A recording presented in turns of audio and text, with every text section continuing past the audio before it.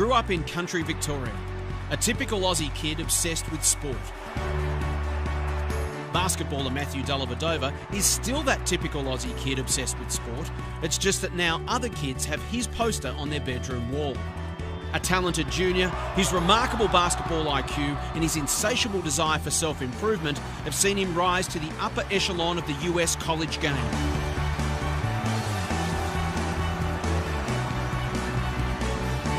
And hold his own against the game's greats at the Olympics. And his journey is just beginning. Dellavedova Matthew's story, for the win! an Aussies Abroad special, Gales win it! starts now.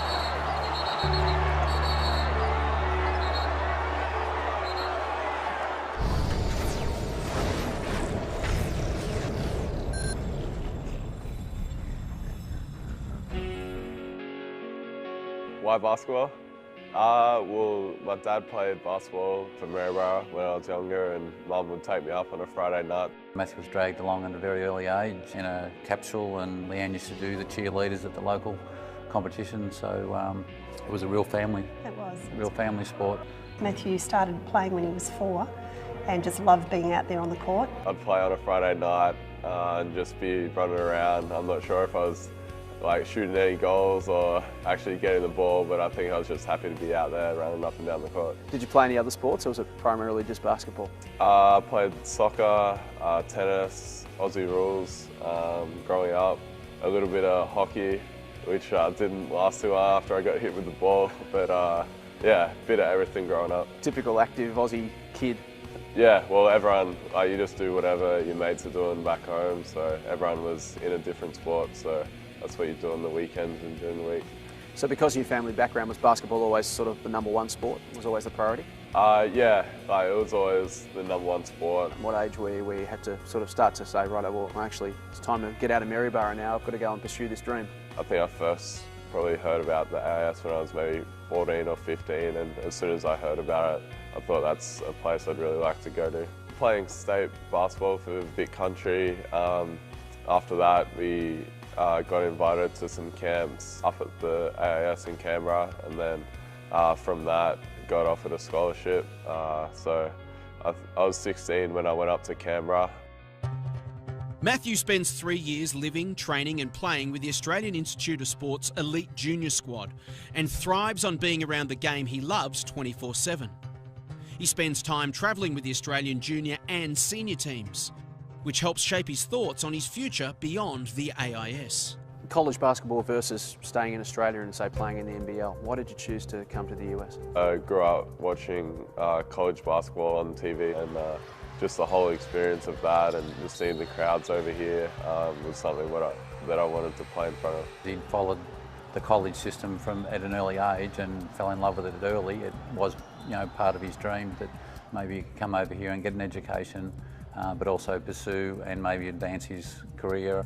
St Mary's College of California has been watching Matthew's development as part of their relatively new Australian recruiting program, which has already successfully yielded the likes of Adam Capehorn, Daniel Kickett and Patrick Mills. His competitiveness is what first attracted us to him. I thought he'd be a really good player, and I thought he'd be a guy that could contribute right away because he was such a good competitor and he was strong and he was really ready to compete. I came on a visit and really loved the place, and just the general feel had something that I thought I wanted to go there. Coach Bennett provides a really family-orientated program, and the school's not over big. We're from a small country town, so it just all fell into place, and he had some Aussie mates that were coming over with him, Geordie Page and Mitchell Young, and Clint Steiner was already here. He was pretty well put together when he got here. Like, he was a very solid person. He knew he had his values in order. He wasn't immature at all. Super person. One of the big reasons we liked him, we knew that he was a rock. He's really solid, and we built our program around him because of that, because of how solid he is, his character, his leadership. Who were your basketball heroes growing up as a kid? Growing up, I mean, everyone looked up to Michael Jordan, but then for Australia, like Andrew Gaze was one that definitely looked up to, and then Steve Nash as well. Is there a particular player over the years that you've modelled your game on, or you see someone play and think, oh yeah, I can see similarities? That's kind of how I would describe myself. Not really, but you just try to take bits and pieces from everyone's game that you watch, and I've definitely tried to use a few things that Steve Nash uses, and just how he uses on-ball screens and things like that. He's a bigger point guard, he's tough, he can post up smaller guards. I think he's like an excellent shooter, a tough defender, and like probably his greatest asset is like being a leader on the floor, you know, just knowing what position to get guys the ball in and how to run the team and drive the team. When he was a little boy and played out on in the backyard with his grandparents, he'd be out there playing some sort of sport with them, or his cousins, or his siblings. He'd be directing the traffic, telling people where they should go.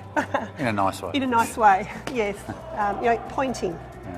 From a very young age, he would do that. He's a really good point guard. He really knows how to just like control, as you said, control the tempo of the game, and he plays really slow, but he knows when to go quick, and he knows when to just slow it down, and he keeps his mind slow though. Even when he's going fast, his mind's going slow. He understands the team that he's playing with. I think just watching him, as I've done for a few years now, he just knows who needs the ball when and how to get to the basket, and I think he's just really reads the game well and understands his team. He's obviously a talented scorer, but he'll have games where he won't score the ball much, but he'll have like 10 assists, and it's because he's trying to find the exact way for us to win the game. It's definitely a catch-22. You have responsibilities outside your own performance, and you know, obviously the way the team's functioning on the floor, you're an extension of the coach.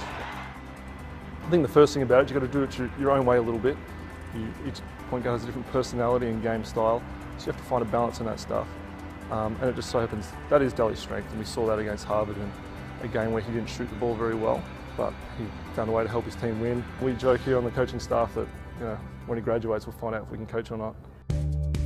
Ahead on Aussies Abroad, Matthew realises a lifelong dream of representing Australia at the Olympic Games. I don't think it really felt real that I was going to the Olympics till we walked in for that opening ceremony. That's when it really hit me that, you know, it's actually going to happen. And what was that like? Well, the opening ceremony was probably one of the best moments I've had or experienced. It was, yeah, just sort of gives me goosebumps thinking about it now.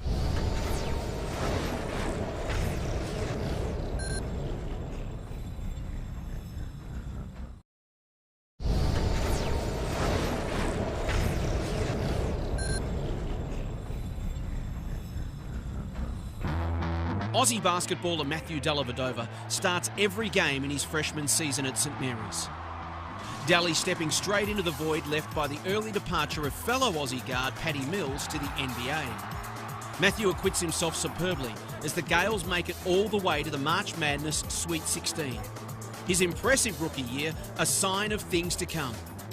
To get to this level, you have to be a pretty hard worker, but he's above and beyond. He studies everything. He studies the game, he studies leadership, he studies work ethic.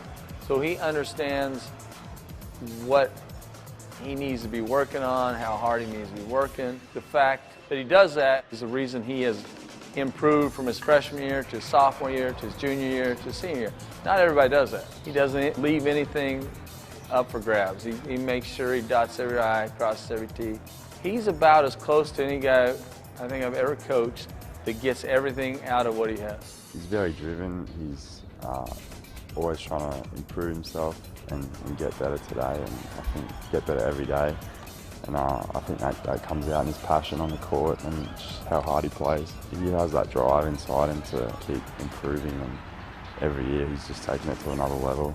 That's what drives him, is he wants to be the best. He wants to be as good as he can be. He realizes what your mentality needs to be to try and be the best. So whether it's leadership, whether it's diet, whether it's work ethic, whether it's weights, whatever, he's going to study every one of those areas to get to be as good as he can be. Competitiveness to like a freakish level. Everything's at an intensity that's more than everyone else's. He has a certain intensity and a sincere urge to win that he'll really do anything for it. He makes his team better in ways that a lot of people wouldn't really know. Off the court, challenging guys, helping the team get together, you know, cooking meals, whatever it is. He'll do anything to get better, anything and anything to win.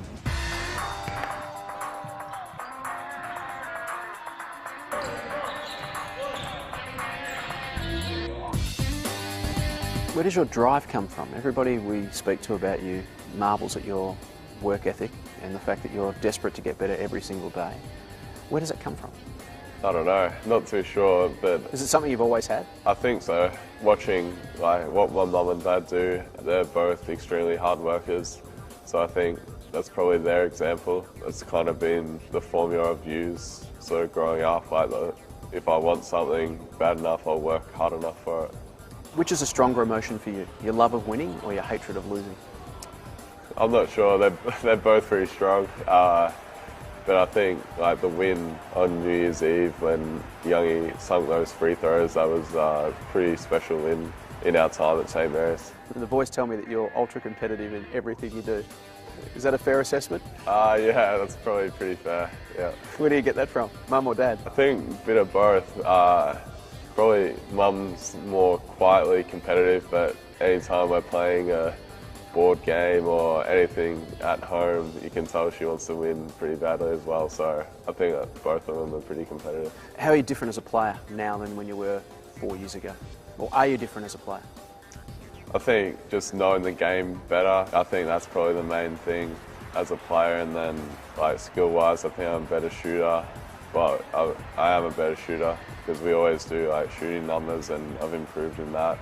And just playing off pick and rolls, and I think I've got quicker as well since I've been over here. The whole college experience from a basketball perspective, what's the benefit to basketball? What is it that makes you better than say staying in Australia and spending the last 3 or 4 years maybe playing in the NBL or local basketball or something like that? I think there's sort of positives and negatives to both.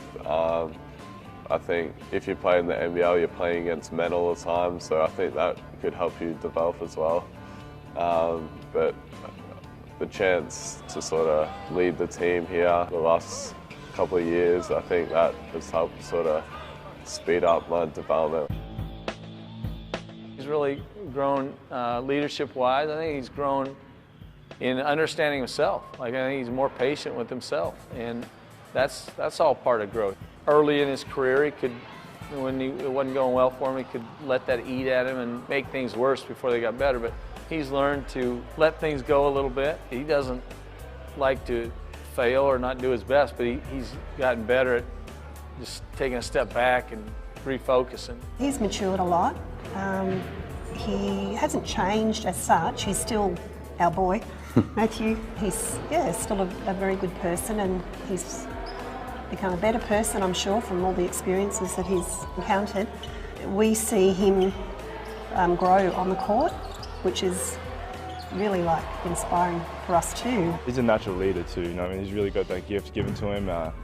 He's really vocal, at the same time he leads by example. His confidence to lead and to make others better, it's sort of I think it's an area of the game that doesn't get discussed enough, and a lot of people don't necessarily understand. And You're a hell of a player. He just improves there rapidly, and his influence on this team and this program is much more than basketball. Matthew's continuous improvement right throughout his college career nets him a swag of individual awards, including West Coast Conference Player of the Year and various All-American honours. But it is his selection into the Boomers team for the 2012 London Olympics that really makes the Australian basketball public sit up and take notice of this next generation wonder kid. When I was home this time, I looked through some of my old school stuff, and it was year 2000, grade 4, and like we'd done some Olympic stuff, and it was sort of cool to look back on to see before going to London. So that was always the goal, to one day go play at the Olympics for the Boomers?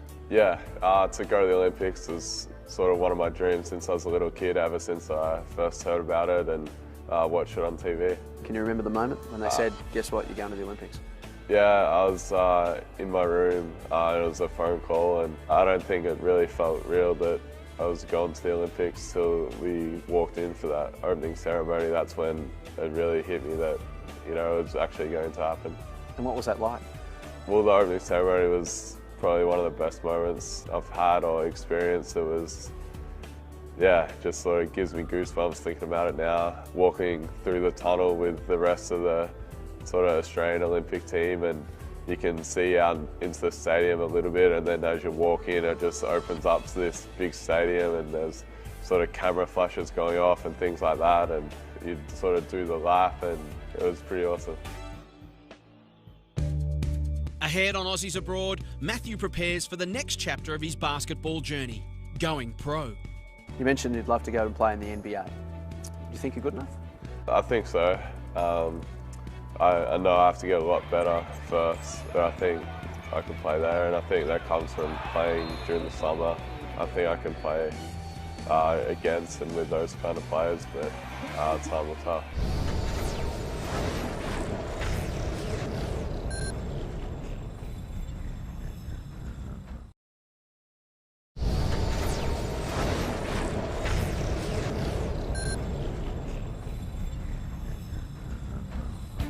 It's July 2012, and 21-year-old Australian basketballer Matthew Dellavedova realises a lifelong dream of representing his country at an Olympic Games when he takes to the court for the Boomers' opening match against Brazil.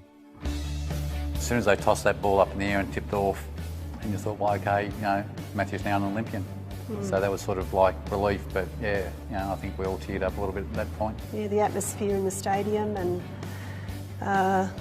yeah, just to see Matthew run out, his name being called out, and that was a dream come true for him, so we were really proud of him and very excited for him. Matthew acquits himself well in Olympic competition, starting all 6 games and averaging 7 points, 4 rebounds and 5 assists. His 7 rebounds in the quarter-final against Team USA, a tournament high. Like Paddy Mills before him, Matt's ability to handle the big occasion and perform against the best players in the world while still a college player makes him a standout prospect for watchful scouts. Who are you most thrilled to play against? Well, obviously, I think the USA team, looking back on that, it was, and like sort of watching the NBA now, it was pretty, like, it was a good experience to play against them and see what they're like up close and trying to guard them. And what were they like up close? They're pretty physical, fast, and just smart. You can tell by playing against them that all of them are just sort of, they've got some tricks up their sleeve and things like that. So did you come back from the Olympics a better player?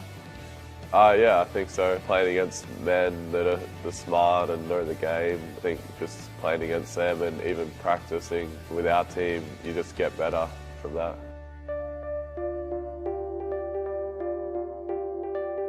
Did that take you by surprise how successful he was? Yes. I thought he'd be able to contribute.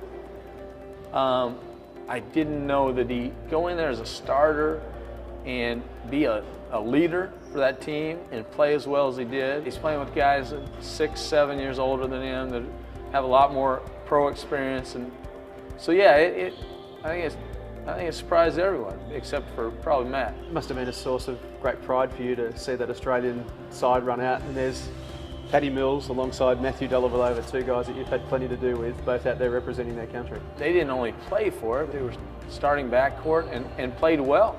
The only time I've ever rooted for somebody else other than our country in a game, so I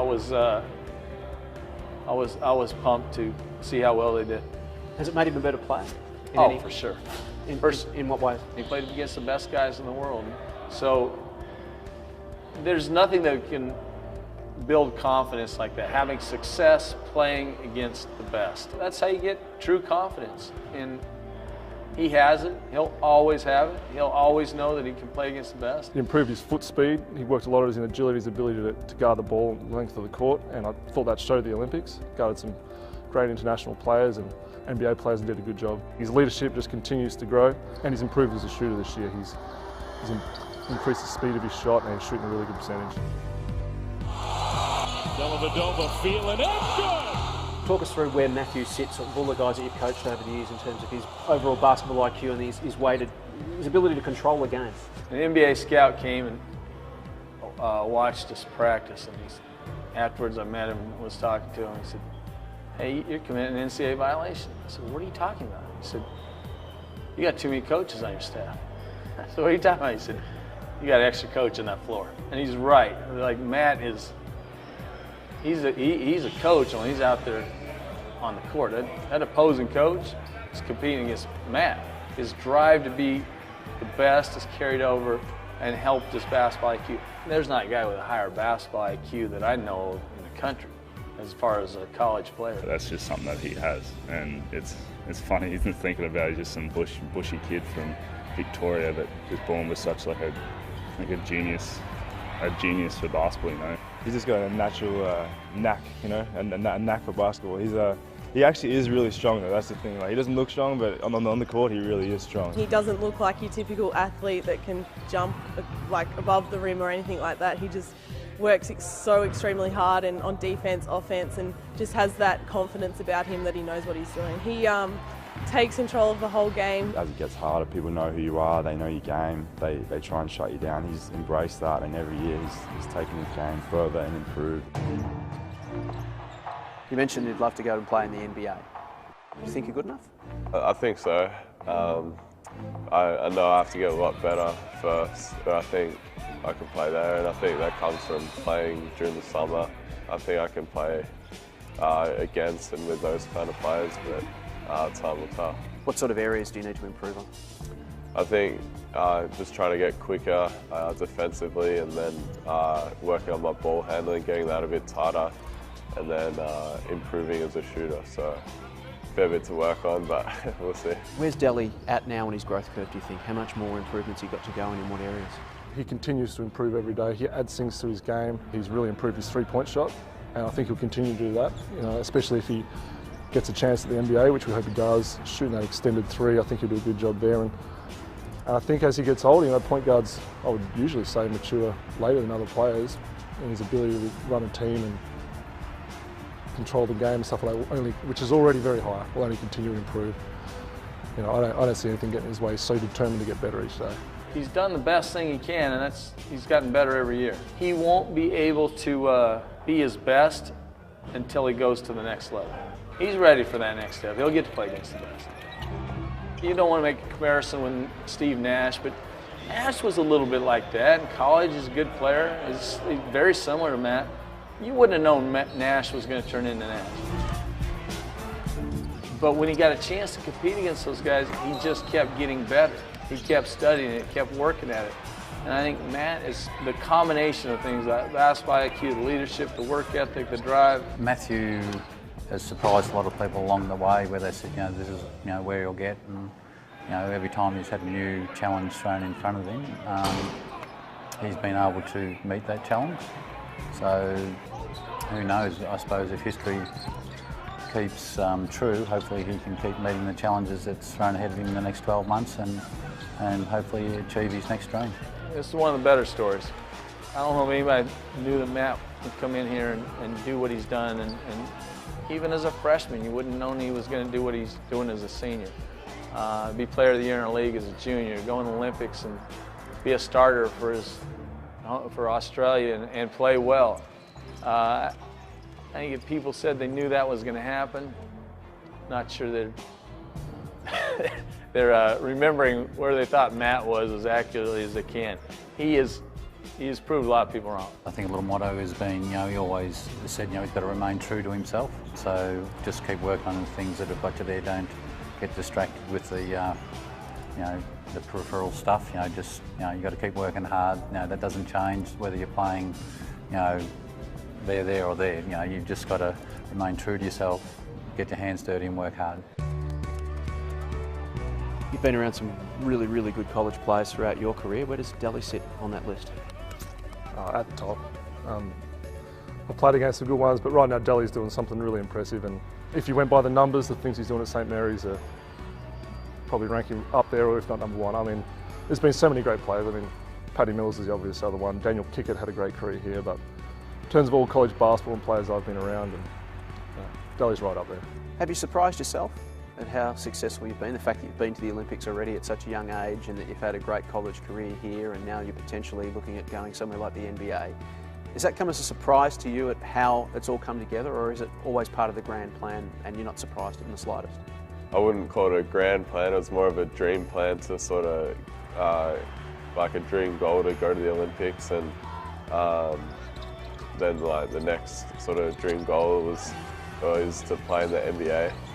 I've had those goals kind of written down, and sometimes I look back and just look at when I was playing juniors in Maryborough and then for Bendigo, and how, I guess, lucky I've been that things have turned out how they are. You can't ever count him out, and that's why I tell people, he's gotten better. Don't count him out, he's not done getting better. Dellavedova pulls up, answers.